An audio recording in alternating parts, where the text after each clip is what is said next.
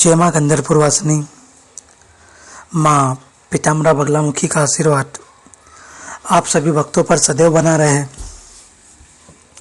भक्तजनों, जीवन में अगर आप बहुत परेशान हो गए हैं और जगह जगह पूजा पाठ हवन अनुष्ठान करवा के आप निराश हो चुके हैं, तो आप चिंता न करें। आप माँ बगलामुखी की दीक्षा लेकर के स्वयं साधक बने और अपनी साधनाओं के माध्यम से जीवन में आने वाली समस्याओं को दूर करें। देखिए, चमत्कार नहीं होता है, ऊर्जाओं का खेल है सभी। जितनी ऊर्जाएं आपकी प्रबल होगी उतनी जल्दी आपकी समस्याएं दूर होगी। आपको उसको समझना होगा।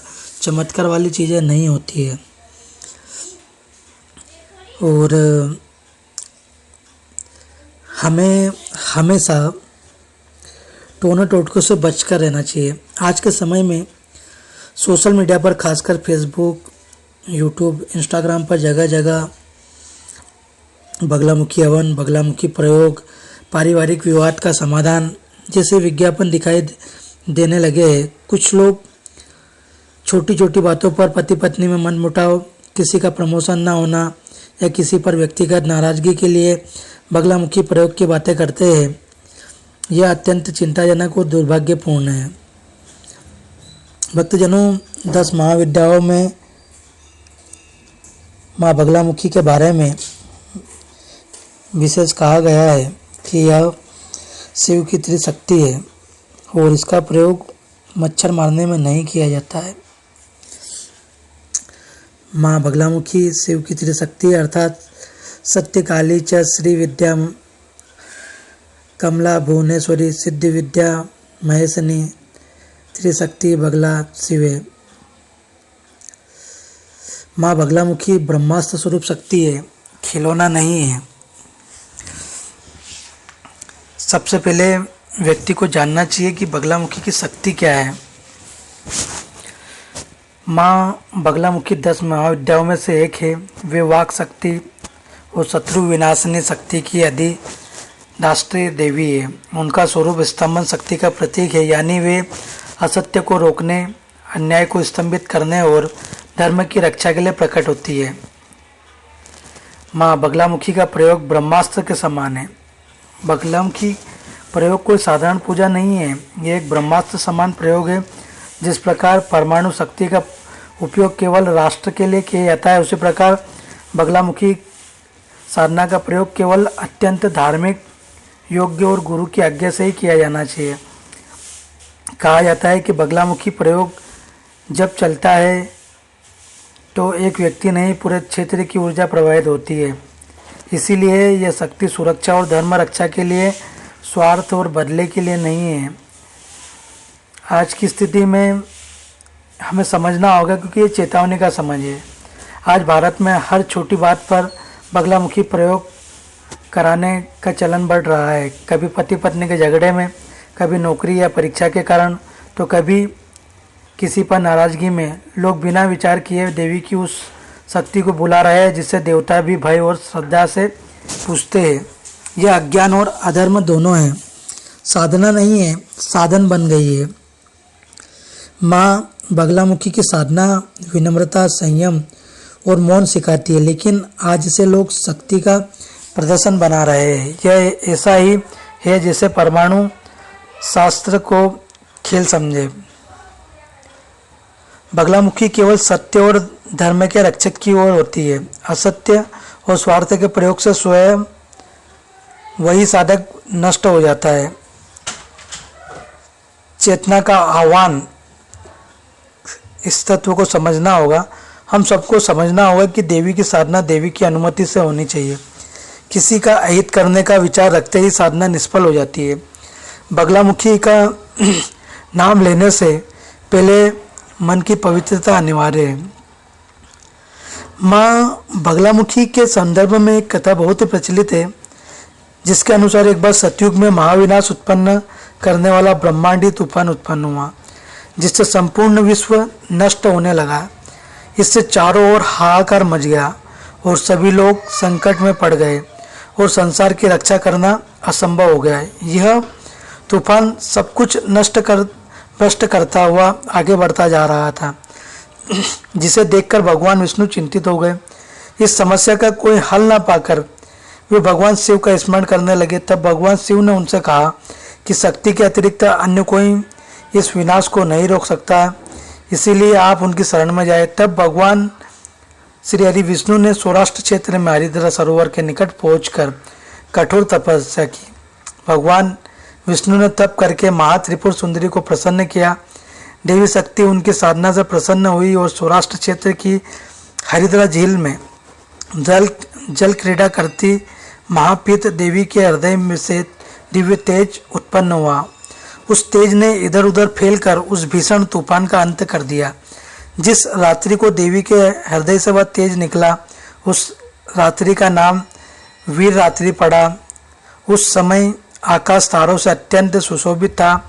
उस दिन चतुर्दशी और मंगलवार था। पंचमकार से सेवित देवी जनित तेज से दूसरी तेलोक की स्तंभनी विद्या ब्रह्मास्त्र विद्या उत्पन्न हुई। उस ब्रह्मास्त्र विद्या का तेज विष्णु से उत्पन्न तेज में विलीन हुआ और फिर वह तेज विद्या और अनुविद्या में विलीन हुआ। इस प्रकार लोक कल्याण के लिए माँ बगलामुखी का अवतरण हुआ। विनाश का स्तंभन हुआ। उस समय चतुर्दशी की रात्रि को देवी बगलामुखी के रूप में प्रकट हुई। त्रिलोक के स्तंभनी महाविद्या भगवती बगलामुखी ने प्रसन्न होकर विष्णु जी को इच्छित वर दिया और तब सृष्टि का विनाश रोक सका। देवी बगलामुखी को वीररती भी कहा जाता है, क्योंकि देवी स्वयं ब्रह्मास्त्र रूपिणी है। इनके शिव को एक वक्त महारुद्र कहा जाता है, इसीलिए देवी सिद्ध विद्या है। तांत्रिक इन्हें स्तंभन की देवी मानते हैं। गृहस्थों के लिए देवी समस्त प्रकार के संशयों का शमन करने वाली है। यह ब्रह्मास्त्र विद्या है तथा श्री विद्या से अभिन्न है। आम्नेय भेद तंत्र शास्त्र में इनका पूर्ण वर्णन है। साधक अपनी साधना द्वारा अपनी कामना को पूर्ण करता हुआ ब्रह्म संयोजिता प्राप्त करता है। इसलिए कहा गया है कि देवी पाद्युर्गा इस कलिकाल में यही सिद्ध विद्या है तथा भक्तों के कष्टों का निवारण करने में समर्थ है। देवी पीताम्बरा की साधना दैविक एवं भौतिक तापों के शमन के लिए सृष्टि में महापरिवर्तन लाने में समर्थ है। बगला शब्द संस्कृत भाषा के वल्गा का अपभ्रंश है, जिसका अर्थ है दुल्हन। माँ के अलौकिक सौंदर्य और स्तंभन शक्ति के कारण ही इन्हें यह नाम प्राप्त हुआ है। इस विद्या का उपयोग देवी प्रकोप की शांति और समृद्धि के लिए पौष्टिक कर्म के साथ साथ अभिचारिक कर्म के लिए भी होता है। तंत्र का ब्रह्मास्त्र यजुर्वेद की काष्ठक संहिता के अनुसार 10 दिशाओं को प्रकाशित करने वाली सुंदर स्वरूप धारिणी विष्णु पत्नी त्रिलोक जगत की ईश्वरी मनोता कही जाती है। स्तंभन कारिणी शक्ति व्यक्त और अव्यक्त सभी पदार्थों की स्थिति का आधार पृथ्वी स्वरूपा शक्ति है। बगला उसी स्तंभन शक्ति की देवी है। शक्ति रूपा बगला की स्तंभन शक्ति से वृष्टि प्रदान करता है। इसी शक्ति से आदित्य मंडल ठहरा हुआ है और इसी से स्वर्गलोक भी स्तंभित है। तंत्र में वही स्तंभन शक्ति बगलामुखी के नाम से जानी जाती है, जिसे ब्रह्मास्त्र के नाम से भी जाना जाता है। यही क्या परलौकिक देश अथवा समाज में अरिष्टों के दमन और शत्रुओं के समन में बगलामुखी के मंत्र के समान कोई मंत्र फलदायी नहीं है। चिरकाल से साधक इन्हीं महादेवी का आश्रय लेते आ रहे हैं। इनके बगलामुखी, जातवेदमुखी, उल्कामुखी, ज्वालामुखी तथा वृहदामुखी 5 मंत्र भेद है। कुंडिका तंत्र में बगलामुखी के जप के विधान पर विशेष प्रकार डाला गया है। मुंडमाला तंत्र में तो यहाँ तक कहा गया है कि इनकी सिद्धि के लिए नक्षत्र आदि विचार और काल शोधन की भी आवश्यकता नहीं है। बगला महाविद्या उर्दू अन्वय के अनुसार ही उपास्य है। इस आम्नाय में शक्ति केवल पूजा मानी जाती है, भोग्या नहीं। यह महारुद्र की शक्ति है। इस शक्ति की उपासना आराधना करने से साधक के शत्रु का शमन और कष्टों का निवारण होता है। यूँ तो बगलामुखी देवी की उपासना सभी कार्यों में सफलता प्रदान करती है, परंतु विशेष रूप से युद्ध, विवाद, शास्त्रार्थ, मुकदमे और प्रतियोगिता में विजय प्राप्त करने, अधिकारी या मालिक को अनुकूल करने, अपने ऊपर हो रहे अकारण अत्याचार से बचने और किसी को सबक सिखाने के लिए बगलामुखी देवी का वैदिक अनुष्ठान सर्वश्रेष्ठ है, प्रभावी एवं उपयुक्त होता है। असाध्य रोगों से छुटकारा पाने, बंधन मुक्त होने, संकट से उभरने और नवग्रहों के दोष से मुक्ति के लिए इस मंत्र की साधना की जा सकती है। वैदिक एवं पौराणिक शास्त्रों में भी बगलामुखी महाविद्या का वर्णन अनेक स्थलों पर मिलता है। शत्रु के विनाश के लिए जिन कृत्यों को भूमि में गाड़ दिया जाता है, उनका नाश करने वाली महाशक्ति श्री बगलामुखी ही है। श्री बगलामुखी देवी को शक्ति भी कहा गया है। ऋषियों की बगलामुखी साधना, शत्रुओं पर विजय आदि के लिए बगलामुखी की उपासना से बढ़कर और कोई उपासना नहीं है। इसका प्रयोग प्राचीन काल से ही हो रहा है। श्री प्रजापति ने इनकी उपासना वैदिक रीति से की और वह सृष्टि की रचना करने में सफल हुए। उन्होंने इस विद्या का उपदेश सनकादिक मुनियों को दिया। फिर सनत कुमार ने नारद जी को, नारद जी ने यह ज्ञान संख्यान नामक परमहंस को दिया। संख्यान ने बगला तंत्र की रचना की, जो 36 अध्यायों में विभक्त है। श्री परशुराम जी ने इस विद्या के विभिन्न स्वरूप बताए। महर्षि च्यवन ने इसी विद्या के प्रभाव से इंद्र के वज्र को स्तंभित किया था। श्रीमद् गोविंद पदापाचार्य की समाधि में विघ्न डालने वाली रेवा नदी का स्तंभन भी शंकराचार्य ने इसी विद्या के बल पर किया था। तात्पर्य यही है कि इस तंत्र के साधक का शत्रु चाहे कितना भी प्रबल क्यों ना हो, वह साधक से पराजित अवश्य होता है। किसी मुकदमे में विजय, षड्यंत्र से रक्षा तथा राजनीति में सफलता के लिए इसकी साधना अवश्य करनी चाहिए। इनकी आराधना मात्र से साधक के सारे संकट दूर हो जाते हैं, शत्रु परास्त होते हैं और श्री वृद्धि होती है। बगलामुखी का जप साधारण व्यक्ति भी कर सकता है, लेकिन इनकी तंत्र उपासना किसी योग्य व्यक्ति के सानिध्य में ही करनी चाहिए।